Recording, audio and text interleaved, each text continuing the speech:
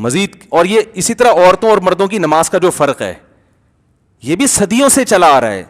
چاروں ائمہ کی کتابوں میں یہی لکھا ہوا ہے کہ عورت سمٹ کے پڑھے گی, عورت مردوں کی طرح نہیں پڑھے گی.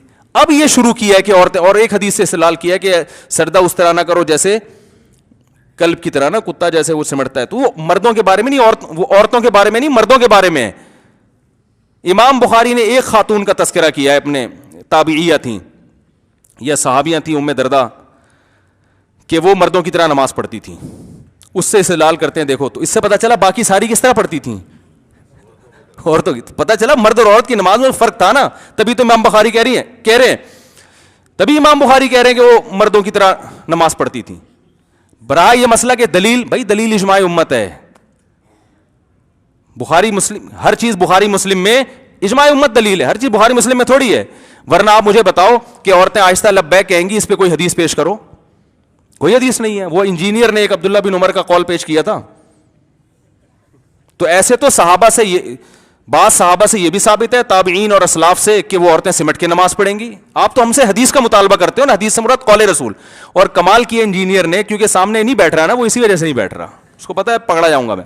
عبداللہ بن عمر کا جو اس نے قول پیش کیا وہ بھی ضعیف, صحیح سند سے صاحب, اس میں ابن جریج مشہور مدلس راوی ہے اور عن سے روایت کر رہا ہے, سمجھ رہے ہیں نا. اور اس پہ اس نے مجھ پہ ایسا طنز کیا ہے کہ مفتی ان لوگوں کو حدیثوں کا بالکل بھی پتہ نہیں ہے, یہ لے حدیث, یہ لے, ایسا مسالے لگا کے نا. آپ بیٹھو تو انشاءاللہ, ہم جاہل ہیں لیکن آپ سے زیادہ نہیں ہے انشاءاللہ. ہم نہیں کہتے کہ ہم بہت بڑے ہیں, لیکن آپ سے زیادہ نہیں ہے. تو آپ بیٹھو تو ہم بتائیں گے. تو لبیک آہستہ کہنے پر کوئی حدیث موجود نبی سے کچھ نہیں منقول ہے. حالانکہ نبی نے جیسے یہ فرمایا میں جیسے نماز پڑھتا ہوں ایسے پڑھو, تو ایسے ہی نبی نے یہ بھی فرمایا کہ جیسے میں نے حج کیا ویسے کرو, خذوا عنی مناسککم. تو نبی نے تو بھائی رمل کیا ہے پہلے 3 چکروں میں, ہماری عورتیں رمل نہیں کرتی. نبی نے تو صفا مروہ پہ دوڑ لگائی ہے, خواتین دوڑتی نہیں ہے. حالانکہ جن کی سنت کو فالو کر رہے ہیں وہ تو خاتون تھی, حضرت ہاجرہ, وہ تو دوڑی تھیں. پھر بھی عورت کو دوڑنے کی اجازت نہیں ہے, کیونکہ عبادت میں عورت کا عورت پنا جھلکنا چاہیے. تو اسی طرح نماز جیسی عبادت میں بھی عورت کا عورت پن جھلکنا چاہیے. وہ سمٹ کر ہے, وہ مردوں کی طرح پڑھنے میں نہیں ہے. امام احمد بن حنبل جو امام بخاری کے استاذ ہیں وہ فقیہ تھے, مجتہد تھے. امام بخاری محدث ہیں, ان کا شمار فقہا میں, یعنی محدثین میں نہیں, فقیہ تھے مگر مجتہدین میں نہیں ہوتا ان کا شمار. تبھی امام ترمذی رحمہ اللہ تعالی, جو امام بخاری کے شاگرد ہیں, جب کوئی مسئلہ بیان کرتے ہیں نا تو اس میں فقہا کی رائے پیش کرتے ہیں. امام احمد کی یہ رائے, ابو حنیفہ کی یہ رائے, امام سفیان کی رائے. کبھی انہوں نے امام بخاری کی رائے پیش نہیں کی. امام بخاری کی رائے پیش کریں گے حدیث کے صحیح یا ضعیف ہونے میں. تو امام احمد ابن حنبل وہ امام بخاری سے پہلے کے بھی ہیں اور مجتہد بھی ہیں. صاف لکھا ہے امام احمد بن حنبل سے, صاف منقول ہے کہ عورت سمٹ کے نماز پڑھے گی. تو کیا امام احمد کو بھی یہ حدیث پتہ نہیں تھی کہ مردوں کی طرح, یعنی جیسے میں نماز پڑھتا ہوں ویسے پڑھو؟ بولو نا بھائی. وہ تو وہ حدیث اپنی مسند میں ذکر بھی کر رہے ہیں. امام مالک کو بھی پتہ نہیں تھی. ظاہر ہے یہ اپنے زمانے کی عورتوں کو دیکھ رہے تھے کہ اسلاف سے صدیوں سے ایسے ہی چلا آ رہا ہے. تو یہ قرآن کا جیسے قرآن ہونا اجماع امت سے ثابت ہے, عورت کا سمٹ کے نماز پڑھنا بھی اجماع امت سے ثابت ہے. آپ کہہ سکتے ہو امت میں کہاں اجماع ہے, اب ختم ہو گیا اجماع, لیکن ایک دفعہ جب اجماع قائم ہو جائے تو وہ ہمیشہ کے لیے حجت بن جاتا ہے. وہ اب تو قیامت قریب ہے نا, اب تو اور مارکیٹ میں, ابھی تو غامدی نے فتویٰ دیا ہے کہ عورت بھی امامت کرا سکتی ہے, اب تو یہ بھی ہوگا. تو امت جو بکھرے گی, فرقواریت پھیلے گی, تو فرقواریت ختم. دیکھو جو فرقہ آئے گا لیبل قرآن و سنت کا لگائے گا, کیونکہ قرآن و سنت کا لیبل نہیں لگائے گا تو مارکیٹ میں چورن بکے گا کیسے؟ اس کا تورات انجیل کے نام پہ تھوڑی چورن بکے گا. تو فرقواریت کنٹرول کرنے کے لیے اپنے آپ کو ان فقہا کا پابند بنانا پڑے گا جن کا فقہ صدیوں تک دنیا میں چلتا رہا ہے اور امت اس پہ جمع ہو گئی, ریٹن فارم میں آ گیا ہے, عدالتوں میں نافذ رہا ہے. وہ ان سے ہٹنے کی آپ کو اجازت نہیں ہے.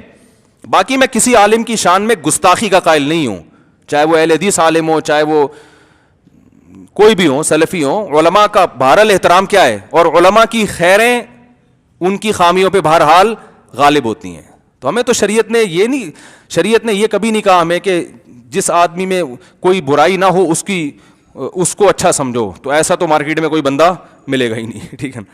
یا یہ کہو کہ جو برا ہو, جس میں کوئی خوبی نہ ہو, اس کو برا سمجھو, تو ایسا بھی مارکیٹ میں کوئی ملے گا نہیں. تو بھائی حضرت سعید ابن مسیب رحمہ اللہ بڑے تابعی ہیں, انہوں نے فرمایا کہ میں نے جب لوگوں کو دیکھا, اچھے لوگوں کو, کہ کوئی بھی مجھے ایسا اچھا نظر ہی نہیں آیا جس میں کوئی خامی نہ ہو. پھر میں نے بروں کو دیکھا تو کوئی برا ایسا نظر نہیں آیا جس میں کوئی اچھائی نہ ہو. تو پھر میں نے اچھائی اور برائی کا معیار یہ نہیں کہا کہ جس میں کوئی خامی نہ ہو وہ اچھا ہے, جس میں خوبی نہ ہو برا ہے. کہا ایسے تو مارکیٹ میں شرٹ. تو انہوں نے کہا جس کی خوبیاں غالب ہوں وہ اچھا ہے, جس کی خامیاں غالب ہوں وہ کیا ہے, برا ہے. تو میں بار بار کہتا ہوں اہل حدیث میں کچھ خوبیاں بھی ہیں بھائی. سب سے بڑی بات بدعتی نہیں ہوتے, تو یہ ان کی خوبی ہے, تو جو ہے وہ تو ماننا پڑے. قبر پرست بالکل بھی نہیں ہوتے. دوسری بات یہ کہ ہمارے ہاں تقلید جو ہم کہتے ہیں مجتہد کی جائے گی, ہر ایک کی نہیں کی جائے گی کسی. اور مجتہد کی بھی اس لیے کی جائے گی کہ ان کا جو علم ہے نا وہ تو صحابہ سے براہ راست, صحابہ یا صحابہ کے شاگردوں سے انہوں نے سیکھا, پوری امت نے, ان میں بھی 100% نہیں کی جاتی. کتنے اقوال امام حنیفہ کے چھوڑے امت نے, لیکن جو مشائخ تھے انہوں نے جب دیکھا دلیل دوسری طرف ہے تو انہوں نے فتویٰ دے دیا. اب ایک چیز وجود میں آ گئی ہے, جس قول کو لینا تھا لے لیا, جس کو چھوڑنا تھا چھوڑ دیا, دلیل کی بیس پہ ہی ہوا یہ کام. جب ہو گیا تو اب اسی کو فالو کرو, ان میں سے کسی ایک کو. اب آپ نئی چیز مارکیٹ میں نہ لو. اس معنی میں تقلید کرتے ہیں, ایسی اندھی تقلید نہیں ہے کسی مذہب میں کہ ہر بات پتھر پہ لکیر ہے, ایسا نہیں ہے. یہ جو تقلید کا ایک تصور بنا کے پیش کیا جاتا ہے نا, یہ لوگ ایسی تقلید کرتے ہیں کہ بس ابو حنیفہ کے آگے کچھ بھی نہیں. ایسا نہیں ہے بھائی, ایسا نہیں ہے. تو فتاویٰ کی کتابوں میں درجنوں اقوال ملتے ہیں, امام حنیفہ کا قول چھوڑ دیا, فلاں کا لے لیا. اور لیکن یہ کام علماء کا ہے, یہ عوام کا نہیں ہے. عوام کو اجازت نہیں ہے.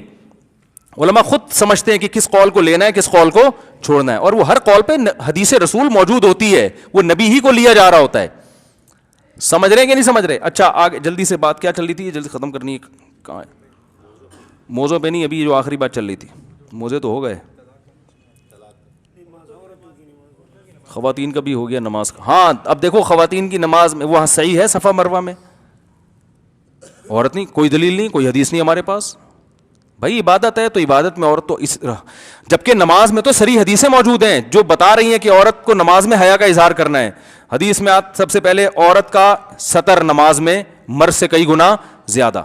نمبر 2, حدیث میں آتا ہے کہ جب مرد غلطی کرے گا تو پیچھے لوگ تسبیح کہیں گے, عورت کو تسبیح کہنے کی اجازت نہیں. حالانکہ عورت کی آواز کا شرن پردہ نہیں ہے, پھر بھی نماز میں وہ آواز وہ ایسے کرے گی. تصفیق للناس, صحیح حدیث ہے یہ. حدیث میں آتا ہے عورت کی گھر مسجد میں اگر نماز پڑھتی ہے آخری صف سب سے بہترین ہے اور پہلی صف سب سے بدترین. یہ بھی حیا سے اس کا تعلق ہے نا. پھر حدیث میں آتا ہے عورت کے گھر میں نماز مسجد سے بہتر, پھر گھر کے صحن سے بہتر ہے کہ وہ کمرے میں نماز پڑھے. ایک عرب عالم نے لکھا کہ بھئی عورت کو اگر سمٹنے کا حکم ہے تو وہاں سمٹے جہاں مرد ہو, جہاں مرد نہیں ہے وہاں مردوں کی طرح پڑھے, کیا اس میں خرابی ہے؟ تو ایسا نہیں ہے, اکیلے بھی پڑھے گی تو حیا کا اظہار کرنا پڑے گا, کیونکہ گھر میں صحن میں بھی پڑھ سکتی ہے حالانکہ مرد نہیں ہے. پھر بھی حدیث میں کیا آتا ہے, کھلے آسمان کے بجائے چھت کے نیچے نماز پڑھے.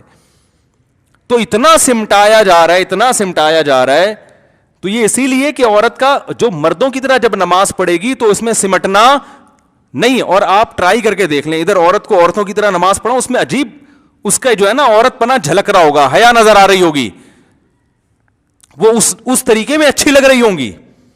بعض لوگ کہتے ہیں یہ جو حدیث میں یہاں عورت یہاں ہاتھ باندھے اور یوں رکو, ایک ایک چیز پہ دلیل نہیں ہوتی. جب ایک چیز ہے کہ سمٹ کے پڑے گی تو اس سمٹنے کی کیفیات میں اختلاف ہو سکتا ہے. ایک امام نے کہا کہ اس طرح سمٹے گی, دوسرے نے کہا وہ کیفیات میں اختلاف ہے.